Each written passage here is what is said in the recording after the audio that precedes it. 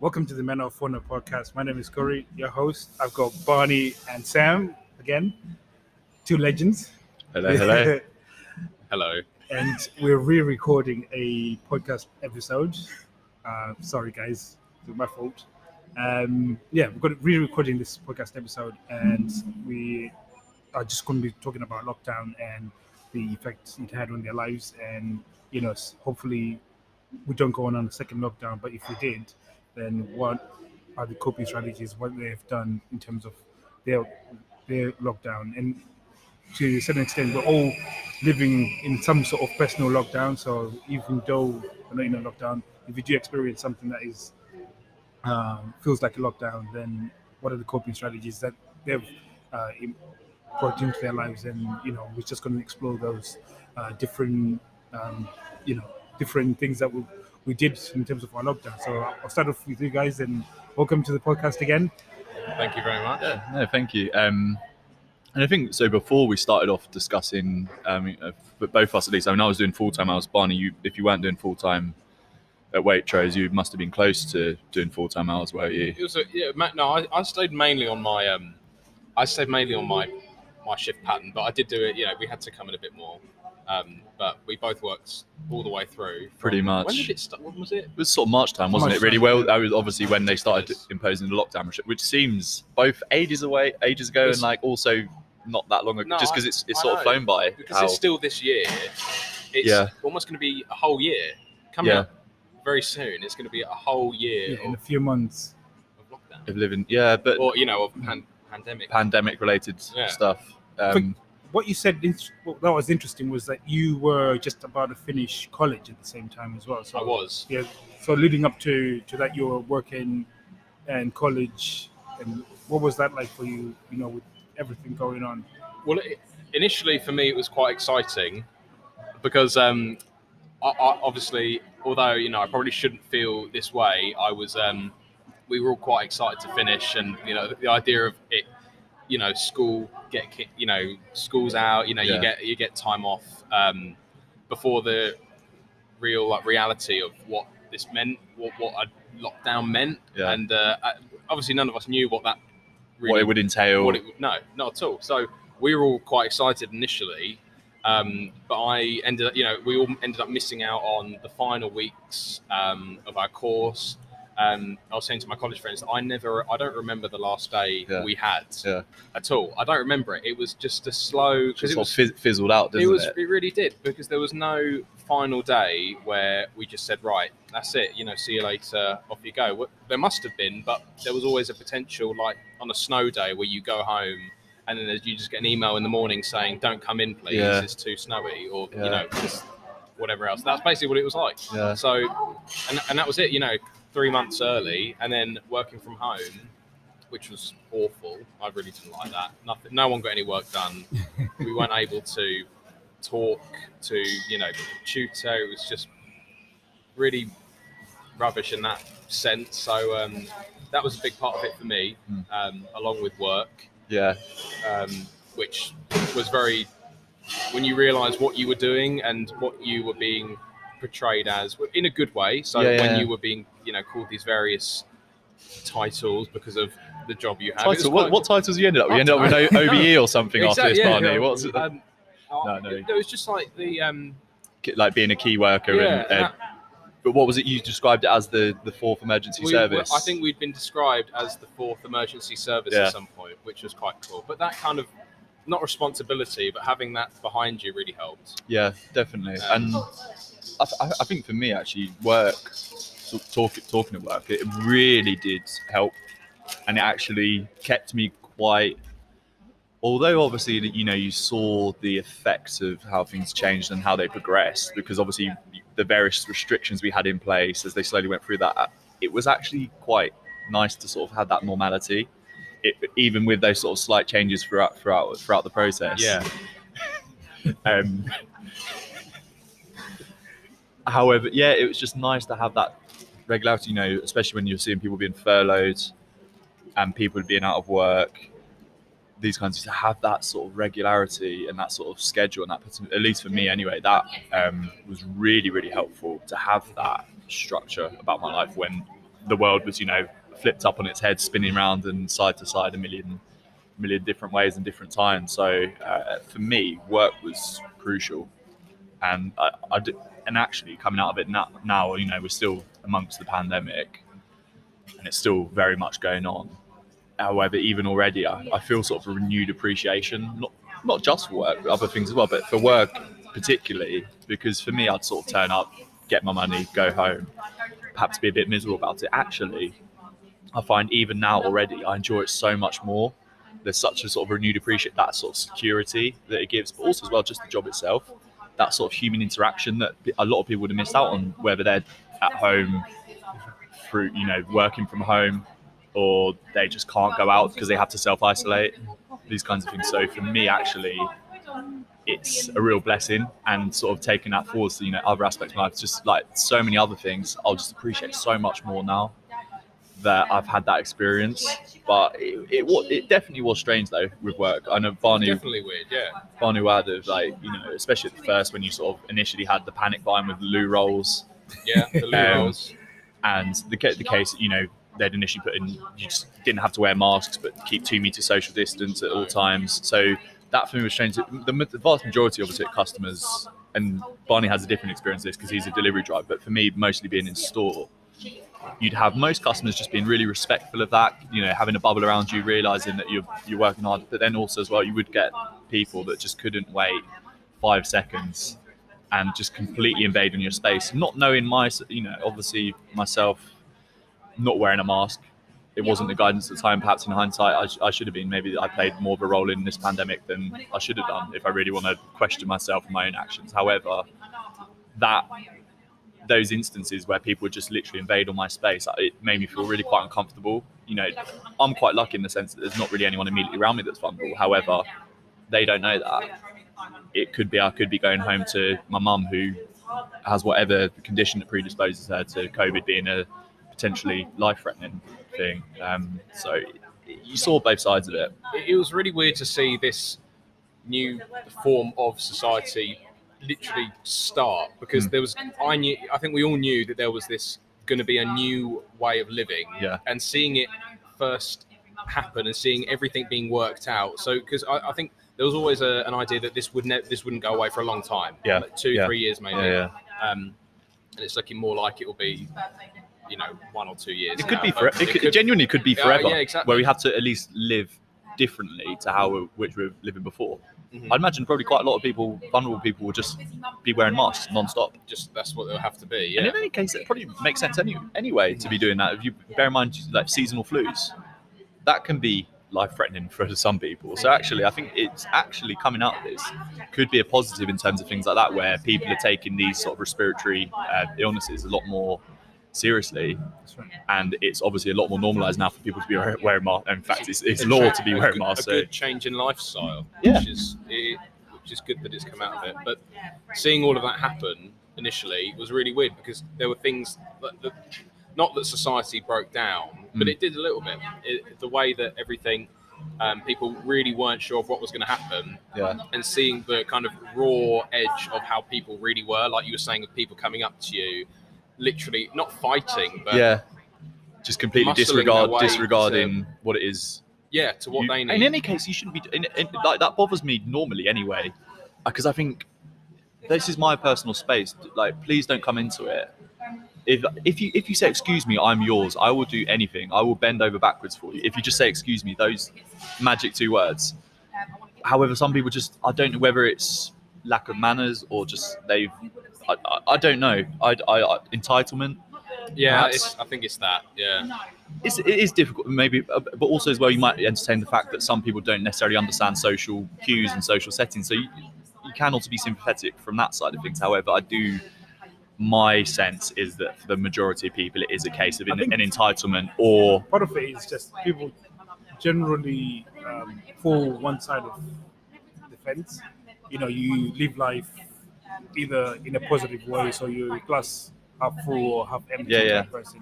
And if your glass is half empty, you always feel like you're entitled. You overlook everybody else, and it's all about you, rather than when it's it's half full and you look at it and so you know what, I'm not quite there, but I'm still. Yeah. That you get to be in more understanding of people around you, even if you did something to offend somebody, you almost feel it that okay, I've done something wrong here. I'm sorry, excuse me, Yeah. or whatever.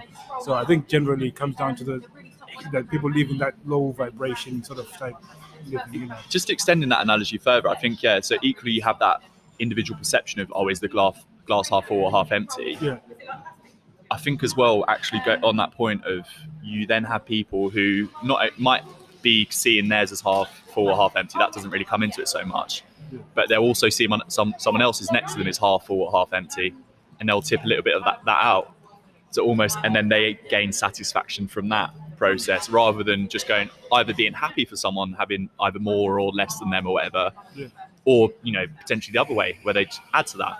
That might be through a compliment, or just, you know, being generally nice towards someone, which can be a rarity at times, but that could be that little bit that person needs that day. But yeah, it was strange throughout lockdown, really, wasn't it? You said sort of when you're doing your deliveries to customer houses about how it was, you know, people not necessarily knowing what to do, because obviously normally you'd go into their house, wouldn't you? Yeah, that was really, really weird, because it had been ever since I'd done it and before I'd joined, it was that you'd go in and you could help them put it away, which sounds ridiculous now. You'd go in and say hello to everyone, you know, there'd be someone sitting on the sofa, and you'd go in and help them unload the shopping. And it sounds, it's funny saying it now. Even going in the front door, or like when I lean in the front door with a bag, You feel awkward. you kind of feel a bit like, oh, you know, are they gonna say no, please don't come in, you know?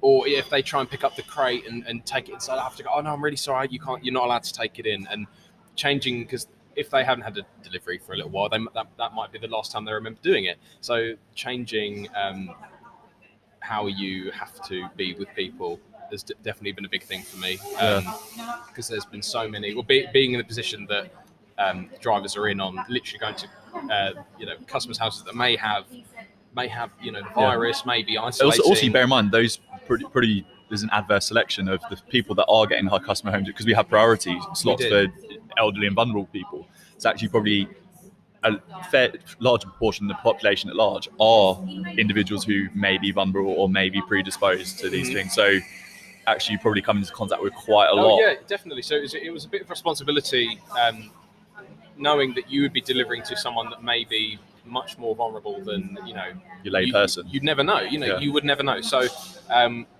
they may even have it. So it was really consistency and making sure that you were actually doing the best you could, to, not just to deliver someone shopping, but to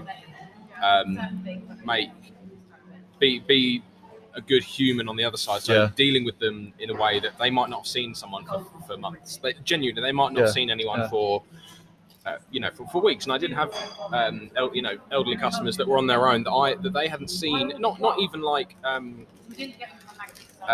chat to someone. They hadn't spoken to someone for like 2 weeks, not even on the phone, which sounds crazy. But if they're not, if their previous interactions were carers or neighbours, they might not have any family. They might they live miles away from their family, and it was really, because you feel bad, because So you want to just give them a hug, honestly. Well, you kind of do, but you want to sit down and just have a cup of tea with them. Chat with them. But you think, I've got things I need to do, and I've got other people that I need to see. Yeah.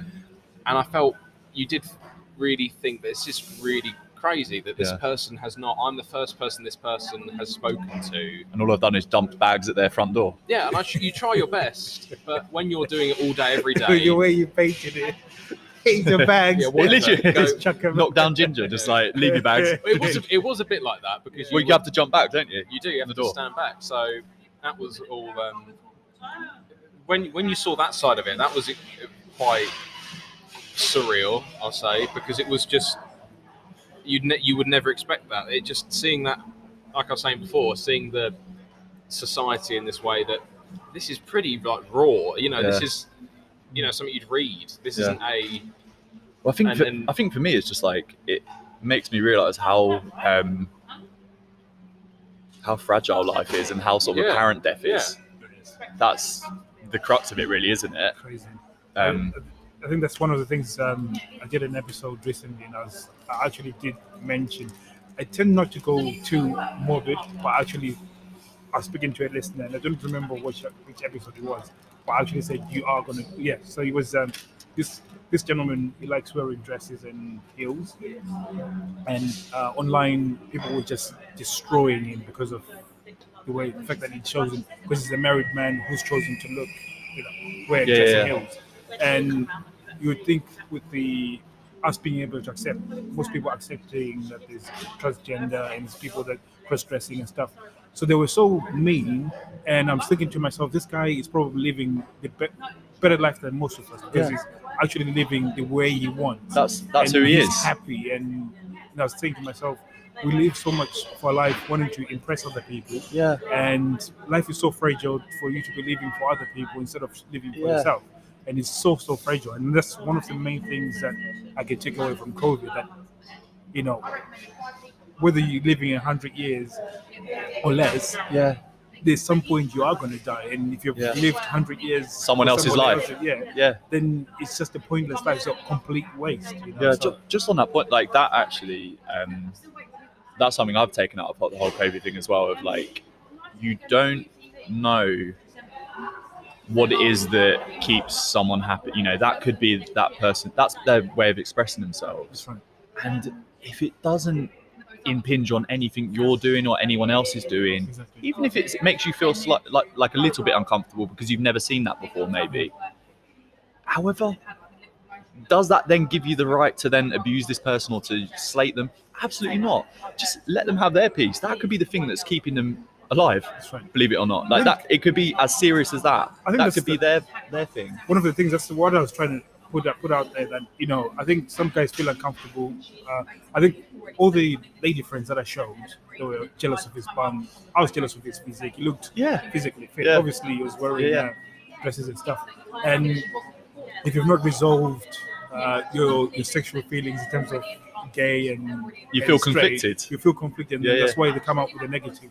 Whereas I know for a fact that I'm attracted to women, and so I don't feel uncomfortable if I get a situation that is gay or anything like that. I'm quite accepting of it, So if looking at a picture provokes you so negatively, then maybe there's something that needs to be resolved.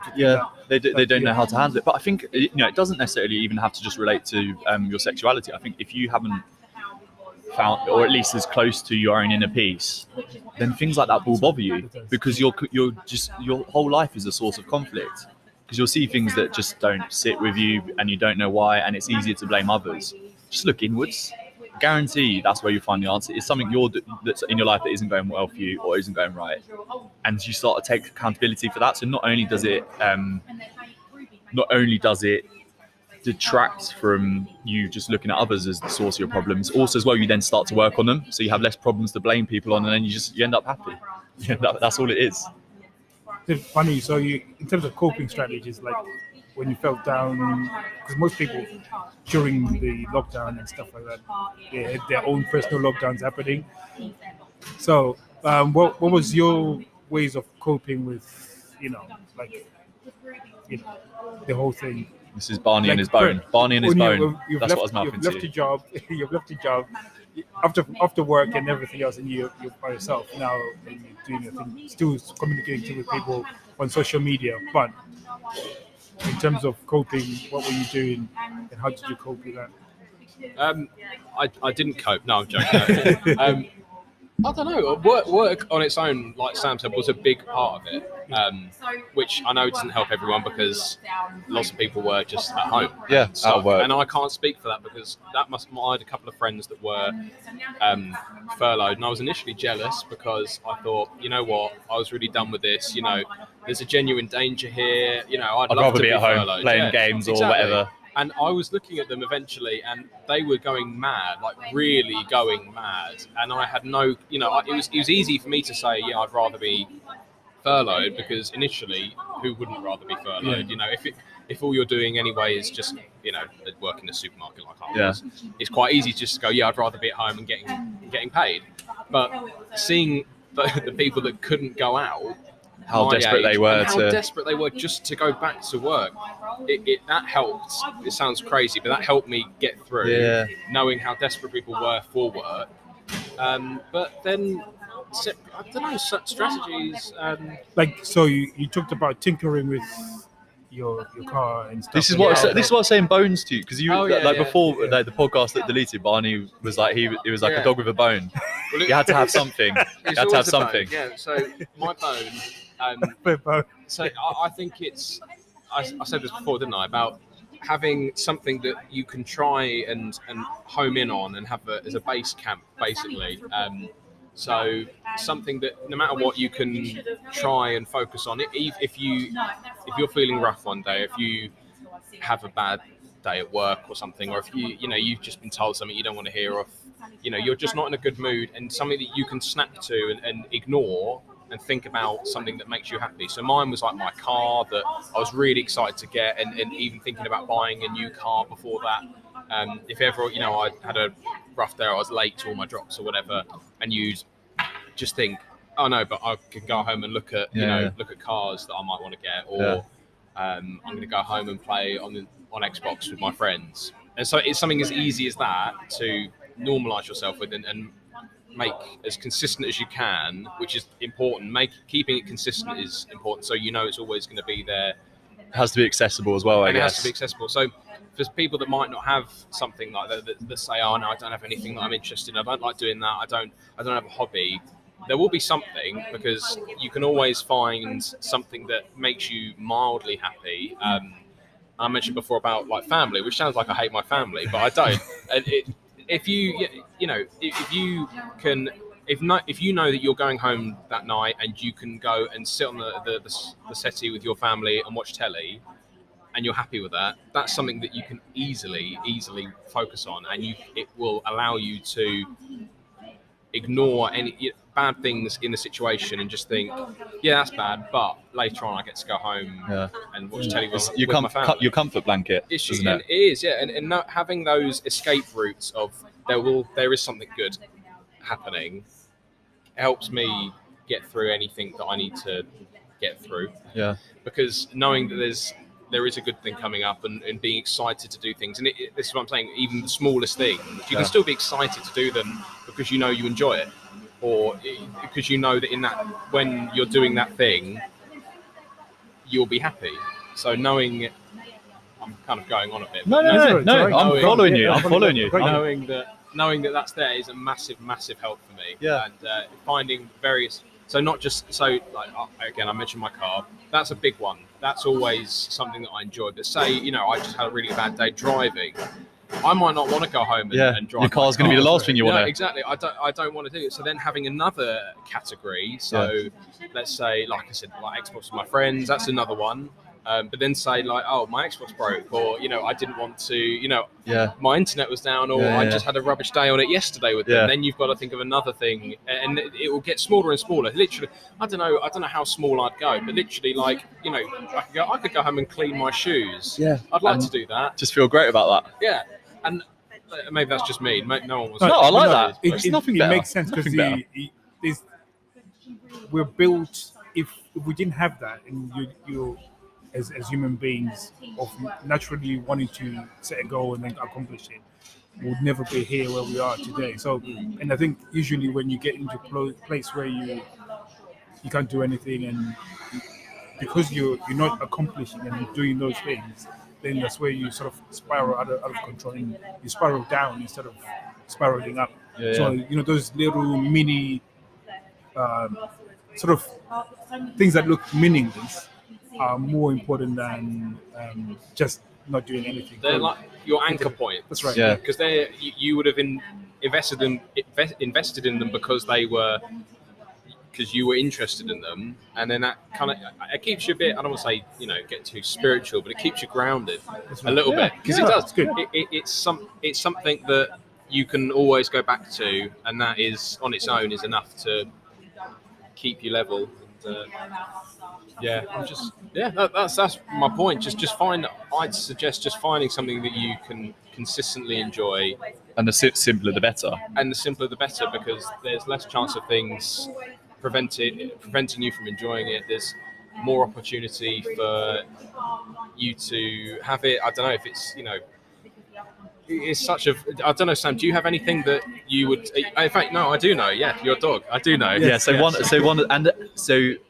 I actually this morning, coincidentally, it was probably on the back of last week. I was thinking about this and reflecting about this, and I very similar mentality to Barney on this. Of just the more wide and varied you can have these little things. I like to call them bubbles. In the sense of you're just so immersed, so interested, and nothing else. All the noise going on out there, outside, whatever else it could be, own conflicts within yourself that you could be having about what to do, that doesn't matter when you're in these bubbles. And yeah, one for me, Barney mentioned my dog. When I'm on my dog walk, you can't touch me. My phone is off. My head is just literally just so focused on him, just enjoying that moment with him. Nothing can touch me, and whatever's gone on does not matter. Sometimes it can get stressful, especially when you've got a border collie that wants to chase things. We're working on that, and actually that for me has been a really good focus throughout lockdown to really sort of work on him, and because he for a period of time, and to be honest, some days he's not happy because he's a working dog and he has to be working. So for me, getting him to focus and to really sort of harness that's been so beautiful for me, so beautiful. But that's a huge one. But equally, there are going to be days where that might not. He's been a little sod, and I come back from the walk more stressed out. So for me, just creating like many bubbles as possible. And as Barney said, and I fully agree with, just the less complicated, the better, because then you have less barriers for entry for all of them. And you might not be feeling great, but you can easily access these things. So for me, I'll just list off a few of them. So cup of coffee first thing in the morning. That for me, like that's huge. Like for a lot of people, that's how they start the day. That's part of a ritual. Excited for it, yeah. And it's so easy to get excited. It's so easy. And for me as well, the more senses you can hit, the smell, the taste, also that anticipation, just the feel of the mug in my hands as well. All of these things I get a buzz off of.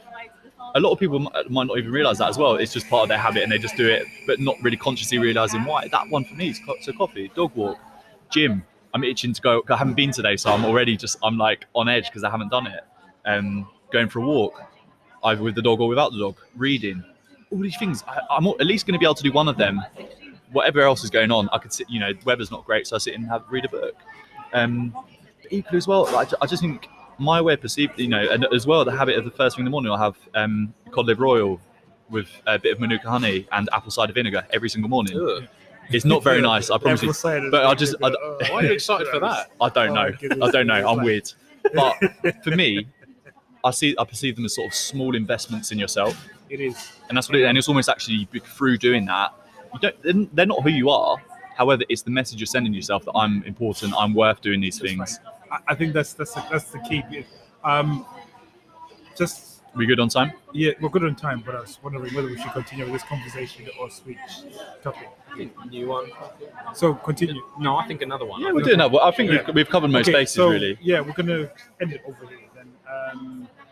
Anyway, so thank you very much, guys, for listening.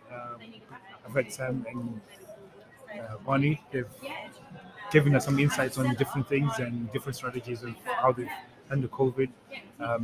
If you guys got any questions, finally we've got a place where you can go. So there's a link within the podcast where you watch this podcast.